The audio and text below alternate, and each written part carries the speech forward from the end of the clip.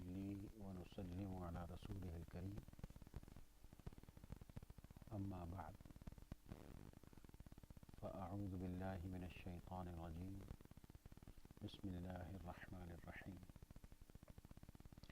لكل جعلنا منكم شرعة ومنهاجا صدق الله مولانا العظيم.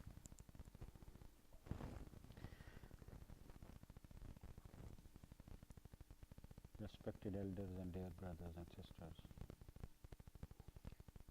it is with the help of Allah subhanahu wa ta'ala that we are together in order to learn something that should benefit us in this world and hereafter. Today we begin a series of maybe 2 or 3 sessions in which we shall try to study some key concepts of Islam that have been twisted, and because of that twist we are in a bad condition and we don't know where to go. Unless we change those concepts, we don't have anywhere to go. And we shall be studying mainly, I've made all my notes from Dr. Burhan Ahmad Farooqi Rahmatullah Ta'ala's book, 2 of his books. Dr. Burhan Ahmad Farooqi Rahmatullah Ta'ala is one of the students of, in one way you can say the students of Dr. Allama Iqbal Rahmatullah Ta'ala, because he had the privilege to be in the sessions and sittings with Dr. Iqbal Rahmatullah Ta'ala. He did his PhD from Aligarh, and if I remember well, it was under the supervision of Maulana Zafrul Hasan, and he is the student of Sayyidina Ahmad Raza Qadri Barakati radiyallahu ta'ala. So Dr. Burhan Ahmad Farooqi, the work he has done is crucial, it's actually instrumental, it's very significant work. So we'll take all of it, almost all of it from him. So we begin from the concept of Tawheed. There's a lot of hoo-ha on this concept, debates, shirk and Tawheed and this and that. The Tawheed of the prophets, what was that? The Tawheed of the prophets is that in this whole universe there is only one system, and that is the system of Allah subhanahu wa ta'ala. There is only one law, that is the one given by Allah subhanahu wa ta'ala. And there is only one being who has the power of disposal, and that is Allah subhanahu wa ta'ala. And against this power, whatever is against this power is batil, and batil does not have enough power to stand up against Allah. That is the concept of Tawheed given by all the prophets.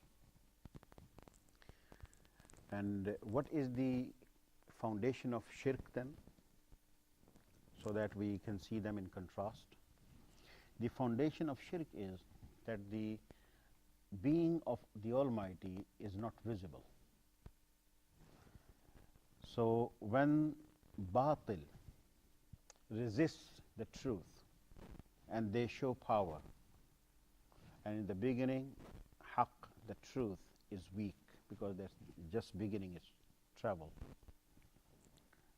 So that resistance, because of its being powerful and strong and dominant apparently, that resistance gives the idea to human mind that the batil power also has an influence. It also works. It also has power to oppose the power of Allah subhanahu wa ta'ala. So with this, they come to the conclusion, because they don't have another choice, they come to the conclusion that the power of the batil, of the falsehood, is strong enough. We can't ignore it. And we submit to that power. And that is the foundation of shirk. In this situation, in this scenario, if you study all the prophets in the Qur'an, the way Allah subhanahu wa ta'ala mentions them, the way Allah subhanahu wa ta'ala explains their stories, you will find that the messengers always make a claim that there is only one law and one system and one power, and that is Allah subhanahu wa ta'ala and His power. So when there is opposition from the batil, resistance from the batil, now it is the duty of the Prophet to show that the power of batil is lesser than the power of the truth. And in order to show that, Haqq has to defeat the batil, so that those who come, they see with their very eyes. This Prophet came and said, believe in Allah.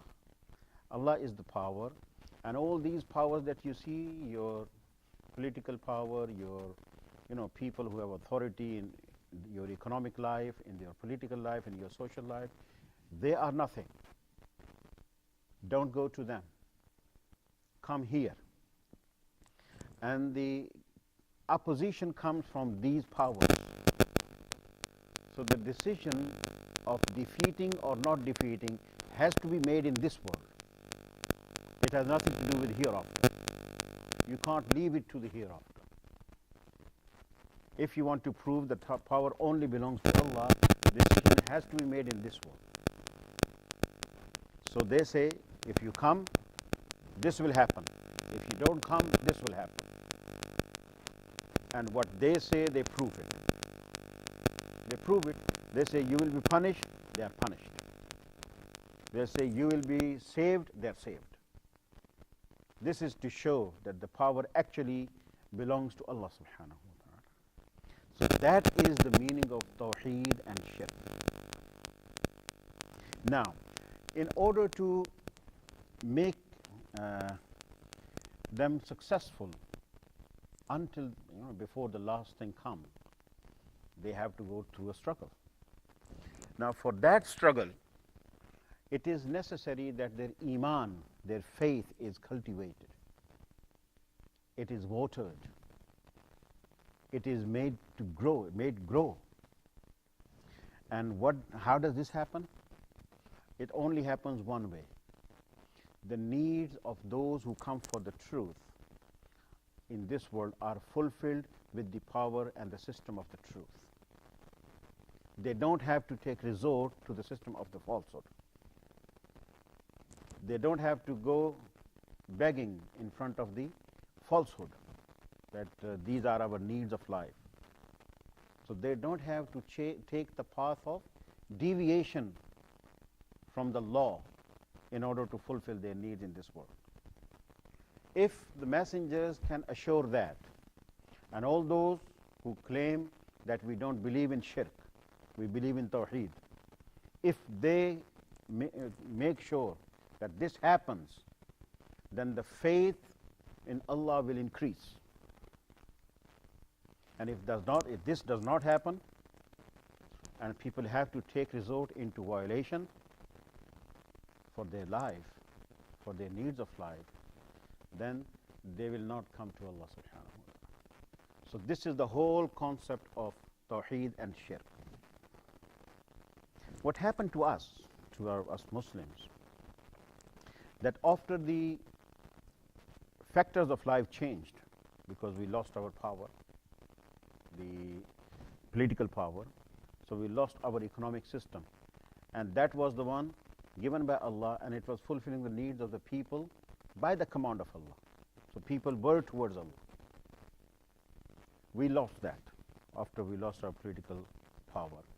Then the factors of life change. They are knowledge, science, morality, concepts of culture, society, economy, politics, religion, all these factors, they changed. As a result of this change, people have to take resort to violation of the law. Their life cannot run without violation of the law. That exactly is the shirk. They have to take resort to the violation of the law. Their needs are not fulfilled by the following the law. That exactly is the shirk. Now, what happens in this situation, because the ulama, the scholars, they don't have power.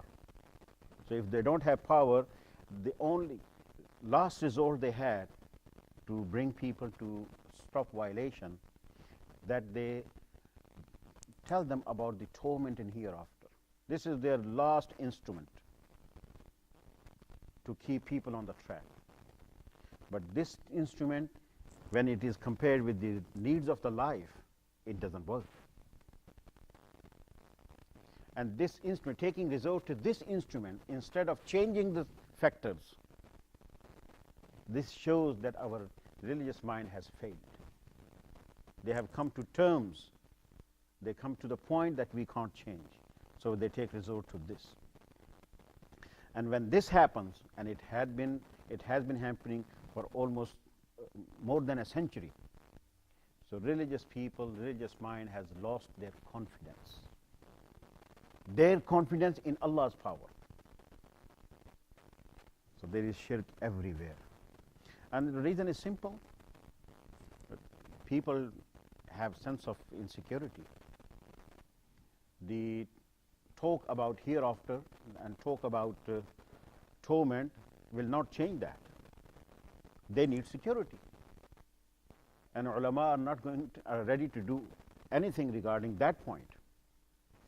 And the result is their admonishment is meaningless. Their lectures are meaningless. So this is the situation. So people have lost their confidence in divine. People have lost their confidence in their religion because it's not working for them. So situation that we are faced with today is that in our individual life, our concept of morality has changed. Even the academics, they discuss the concept of morality given by Aristotle, for example, not by the Prophet Muhammad sallallahu alaihi wasallam. That is a big loss in our individual life. The foundation of our collectivity is not religion and iman. It is either the territory or the race. What brings us together? Is it our iman? No. Either our belonging to a certain sect, or belonging to a certain family, or certain, you use the word brotherly, tribe, or to a certain territory which is called nationalism. So the foundation of our social life has changed. In our economic life, the sense of the factor of spending and altruism and granting has gone, and greed and selfishness has taken place. That is the big time loss we have. In the political life, there are people in the corridors of power who are mentally ill because of their greed to occupy power. So they don't come under one social contract between the subject and of the state and the state, that the ruler and the ruled both are under the command of Allah. They don't come there. They want power. So we have three sections in our society. Section 1 are the so-called staunch believer of the faith. I say so-called because they lost their faith practically. That's why they take resort to hereafter. So this so-called staunch believer of the faith. The other is the modernists. They are also so-called modernists because they don't know the meaning of modernism. They are just puppets. And there is a third mentality. They want to reconcile between the both. That's where we stand today. So the whole system is the system of shirk. Now, the religious mind wants to change this by introducing law again. The situation is, law does not establish values, it only protects them. We need to work for the re-establishment of the values first. Then after that we can come to law.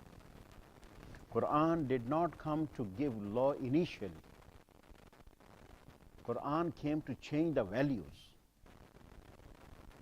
And then those values, when they were established, then there were laws introduced to protect those values.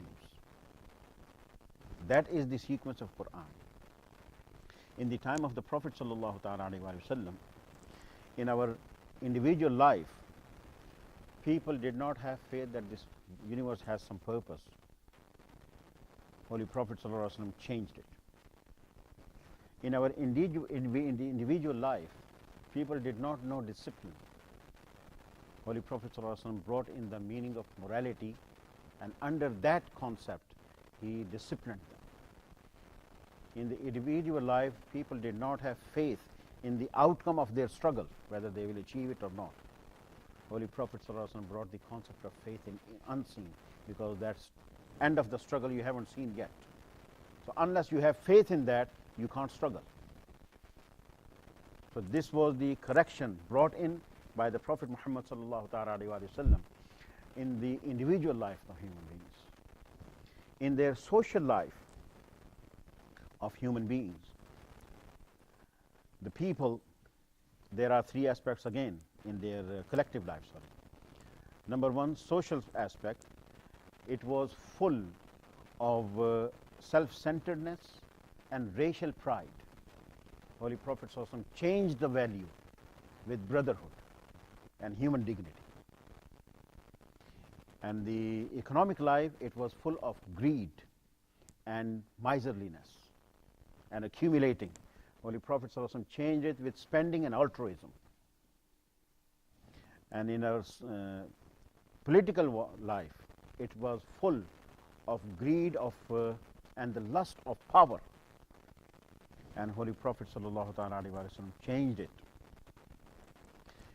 by bringing them under the one contract where ruled and the ruler, they both were same and equal under the law of Allah subhanahu wa ta'ala. It was absolutely new social contract that happened in the time of the Prophet sallallahu alaihi wasallam. Now, in order to let it go further, to promote further, Holy Prophet sallallahu alaihi wasallam gave them the concept of establishing the society on four foundations. Number one, society has to be based on human unity and human dignity, not on the territory, not on the race, not on the color, no. Human dignity. Karramna bani Adam, Allah subhanahu wa ta'ala said. Number two, people of the society should be spiritual minded. And spiritual minded means that they are working to please Allah, and the dimension of their efforts are towards helping mankind for their betterment. That is the meaning of spiritual mindedness. So, what are they working for? Allah subhanahu wa ta'ala says, whosoever follows my guidance, there will be no fear and no grief in that society. So they are working for removal of all the factors that bring fear, oppression for example, and all the factors that bring grief, infliction by powerful people, atrocities from powerful people. So they want to work for that purpose.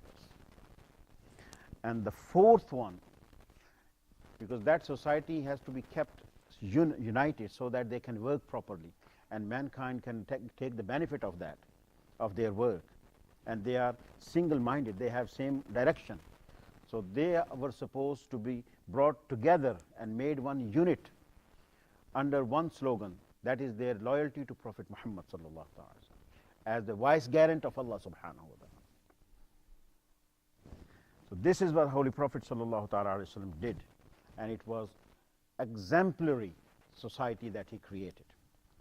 Nobody has ever created that society, such society before him. Nobody can make another society like him, what to talk about better than him. All we need to do is go back to closer to that society, the best we can do. So this is all the meaning of Tawheed. And what is the incentive of shirk? The incentive of the shirk is that our desire becomes our diet. We worship it. And under the influence of desire, we fall victim to greed. And we stop benefiting people. That is the meaning of shirk according to the teachings of all the prophets in the human life, socially, politically, economically. That is the meaning of shirk. And we need to correct this understanding. The concept of shirk,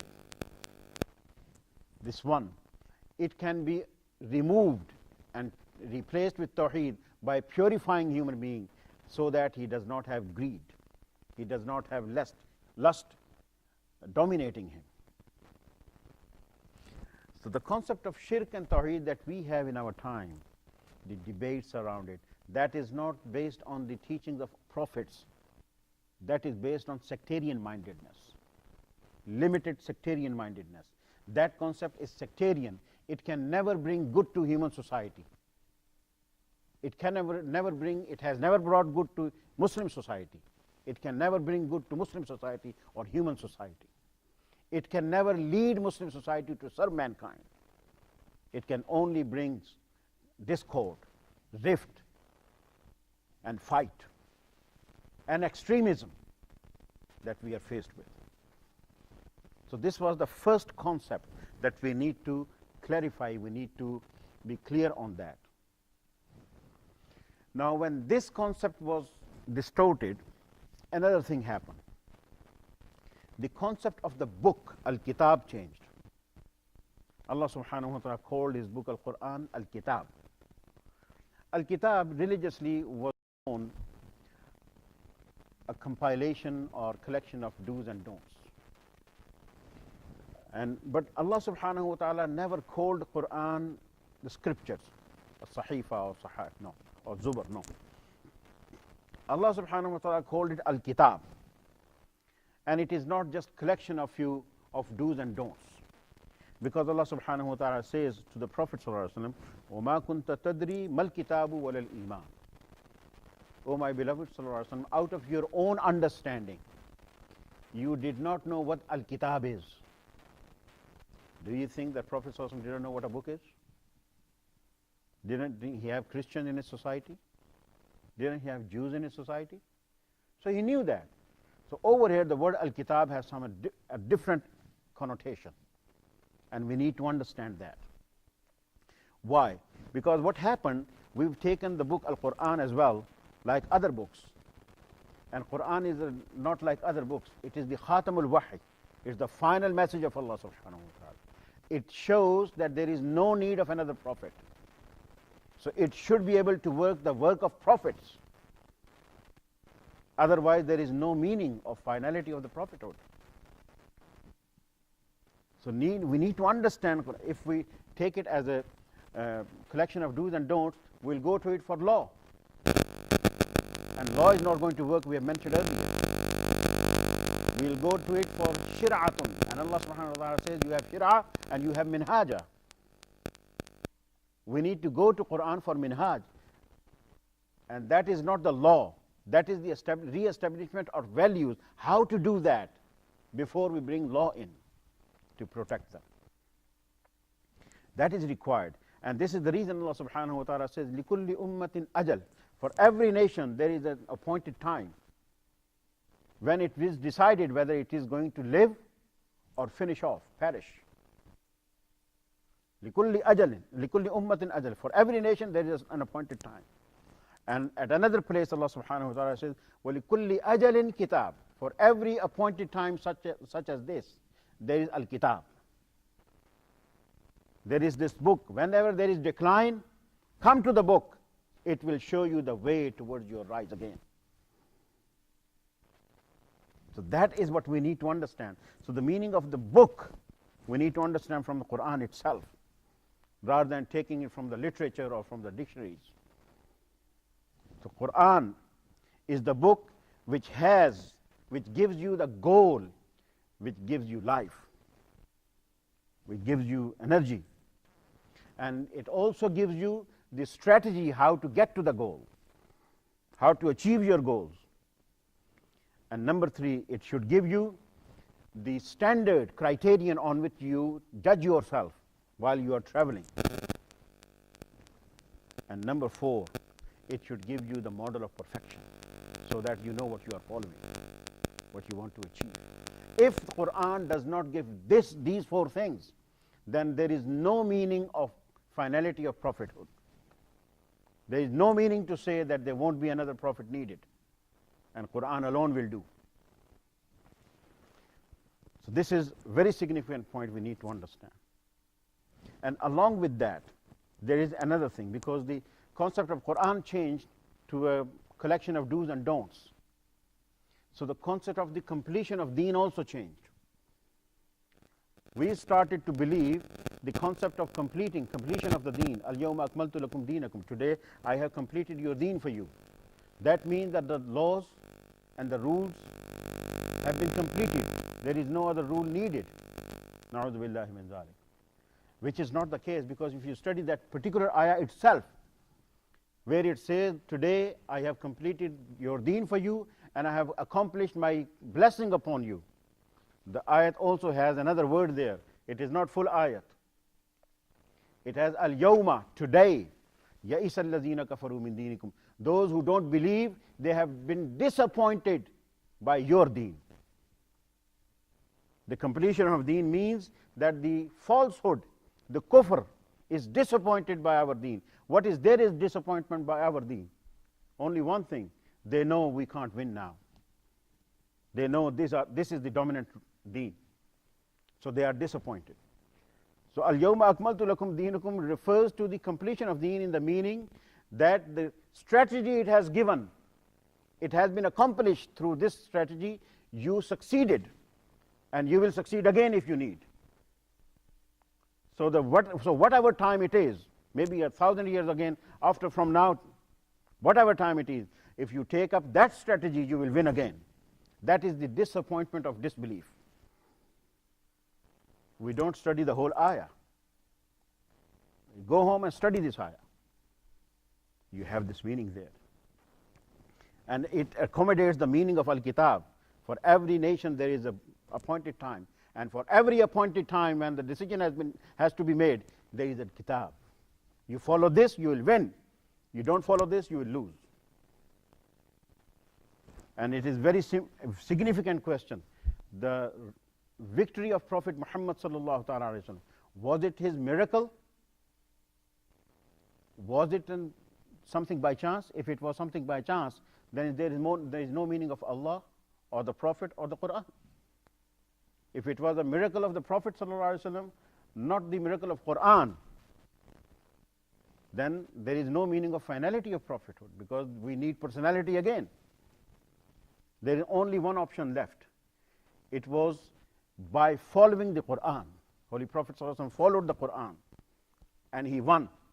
And whenever we come to that point, that al-yawm will be again there. So we need to understand the meaning of this concept of completion of the deen, which shows that the rulings have been completed. There is no other ruling can come in. It was impossible because new issues keep coming until the last day, until Yawm al-Qiyamah, and new rulings will be needed. This concept that the new ruling is not needed anymore, this concept is again the concept of completion of the deen based on sectarianism. It has accommodated the wrong meaning, wrong connotation given to the concept of bid'ah. Absolutely wrong interpretation. So this concept is again the concept not based on Quran, it is based on sectarianism that we have in our life around us. So we need to understand that Qur'an is not like the books before it. It is the last book. So Qur'an should give you something different. And we need to understand that. So Qur'an, before Qur'an, Allah subhanahu wa ta'ala would give bring a new prophet, and the strategy will come with that prophet, whatever was to be done by that prophet. Strategy would come with the prophet, and after that strategy completes, then the rules, do's and don'ts would come. And prophets will give the rules, do's and don'ts to their nation and go. Then again fall comes, downfall comes, decline comes, then a new prophet comes. So there was no need of strategy. So the meaning of the book would be do's and don'ts. But with the Prophet Muhammad sallallahu alaihi wasallam, there is no prophet after him. So that means Qur'an should also give the strategy. That is the meaning of shir'atan wa minhaja. Shir'atun is sharia, the law, and minhaj is the methodology. So this is what makes Qur'an the final guidance, the complete accomplisher of the guidance. It includes the work of a prophet as well as the book itself. So together, that is the significant thing that we need to know. So the Qur'an gives 3 rules. Nobody can challenge them, nobody can break them. We are not going to discuss those 3 rules here, but those 3 rules guarantee the victory. Whoever follows them, believer or non-believer, he will succeed as much as he will follow it. Because the Qur'an is universal. And those 3 rules, I just name them now. The law of growth, number 1. Number 2, the law of the conflict. Number 3, the law of the success and failure. These are 3 rules. We'll discuss them sometime else, some other time. So with these 3 rules, Qur'an has become the final message of Allah subhanahu wa ta'ala. So the nuzul of the revelation of Qur'an, when it completes the deen, it means that mankind does not need another prophet now. Qur'an will do alone. So if we had taken the meaning of completion of deen, not the way we have taken it, and we have come to Qur'an for a different kind of guidance, and if we had taken the meaning of book, al-kitab, not the way we have taken, if we had taken the way Allah wants us to understand, we would have come to Qur'an for this guidance. Since we don't come to Qur'an for this guidance, we come to Qur'an for law. So we are unable to change ourselves. And when we are unable to change ourselves, it has brought disappointment. And one thing that disappointment has brought to our religious mind is, now they say we can't do anything. They literally say it. Oh, we wait for Imam Mahdi now. That is not this actual situation. Because Qur'an itself has a miracle. It does not require a particular stature of a personality. Yes, Holy Prophet ﷺ followed it. The way he did, we can't do. But we can do what best we can, and we shall get the results according to that. And that is the meaning we need to understand. So this is the situation. When we have taken the Qur'an in a different meaning, and the completion of deen in a different meaning, now every time we come, we need a personality now. Because we are not going to Qur'an for guidance, we need somebody who guides us. So new thoughts, after decline, new thoughts came in. When new thoughts came, it's a very significant point. I finish with this today. The new thoughts came in. When new ideologies came in, because there was a vacuum. So we got attachment to personalities. And we got ideologies from them, different ideologies. And remember, the ideologies were not based on deriving the actual answer of the actual question that should be asked. We were asking different questions. So we did not get the answer we need today. So we got different answers. And that created because it was ideological differences, and ideological differences are such that they do not come allowed to come one another closer, because the purpose changes, the worldview changes. When the purpose and the worldview changes, then you can't come together. So the result is that we are not ready to accept one another. So the whole concept of truth and falsehood changed. Tawheed and shirk changed. Completion of deen changed. The meaning of al-kitab changed. The result is the whole concept of truth and falsehood has changed. And in our time, we have 4 things that has replaced the concept of truth and falsehood. Number 1, dead elements of faith. I say dead because they are not influencing our life. Faith in Allah is not influencing our life. Faith in Quran is not influencing our life. They are dead elements of faith regarding some metaphysical matters. This is one thing. Number 2, dead rituals, because Salat is not changing us, so it's a dead ritual. We pay zakat, it doesn't change us, so it's a dead ritual. We perform saum, fasting, but it is not doesn't change us. It's a dead ritual. So we have got number 2, dead rituals. Number 3, some sectarian desires. That's all we have. You study, you don't find different. Some sectarian desires. And number 4, some sectarian interests.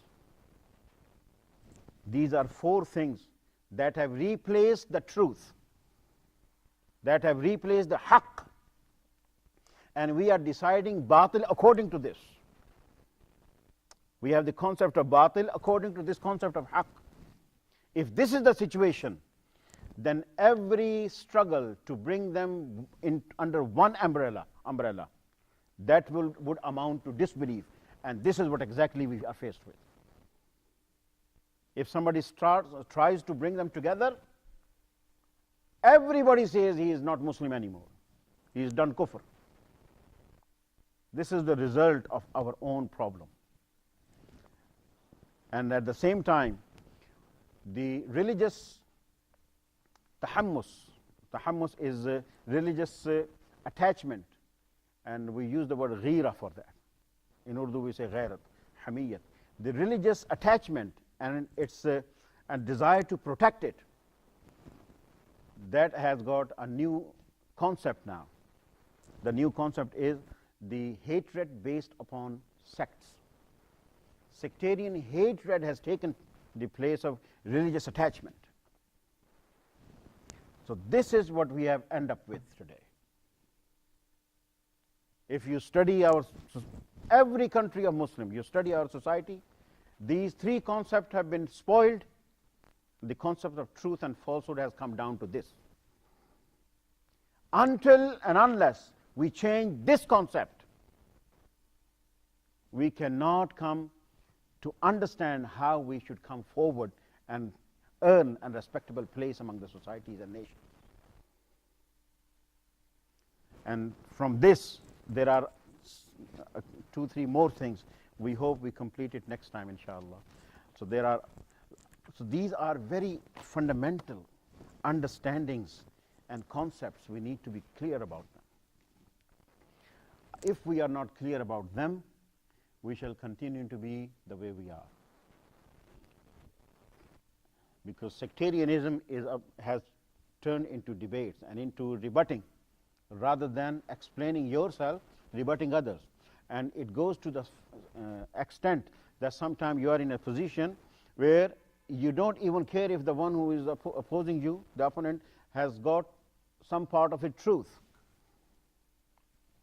A person came to me on Friday, because we explained the meaning of one najmi idha hawa, one of the meaning. There are a number of meanings to that ayah. One of the meanings is Prophet Muhammad sallallahu alaihi wasallam, and he said, it is. We take it from Ahlul Sunnah. We take it from Ahlul Sunnah ulama. Many mufassirin have said that. They have mentioned this meaning without rebutting it. They have accepted it. This person said that this has come in a narration of Shia sect. I said, I don't take from them. I've taken from Ahl Sunnah. Now, it is accepted. I don't know that Shia person mentioned it as Ahl Sunnah viewpoint and rebutted it. I don't know. But he is of the opinion, since it has come in their book, so it has to be rubbish. So that's the, I just want you to taste a little bit what happens, what has happened to us. How much spoiled are we now? We need to come out of it. May Allah subhanahu wa ta'ala give us proper understanding and following. وَمَا عَلَيْنَا إِلَّا الْبَلَاغُ.